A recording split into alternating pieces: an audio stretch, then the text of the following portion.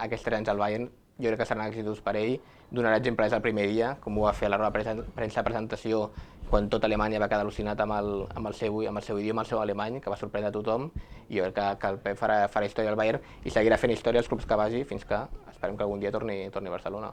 No? Però el fet de que manin jugadors que per ell han sigut referència, des de Rummenigge, Beckenbauer, Hoeneß, també tinc entès que Matthias Sammer, que ara és el director esportiu del Bayern, quan era director esportiu de la Federació Alemanya i Klinsmann va deixar el càrrec, i alguna vegada que el Joachim Löw també ha estat a punt de deixar el càrrec, ell va apostar per Guardiola com a selecció d'alemany.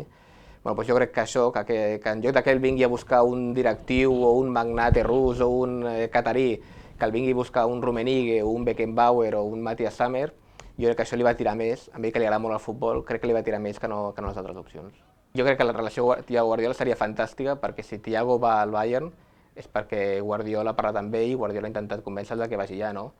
Perquè tinc entès, el primer equip que es va interessar per Thiago va ser el Manchester United i Thiago estava a punt de firmar ja fins que el Pep va intervenir i va voler parlar amb ell per convèncer-lo. Si finalment es confirma que Thiago va al Bayern, jo estic segur que jugarà i que tindrà un paper protagonista, perquè en tot cas, si no és així, tampoc el Pep Guardiola hauria sigut honest amb el Thiago. El Pep Guardiola sap que si Thiago marxa al Barça, ell també fa un cert esforç i és perquè allà el Bayern jugui.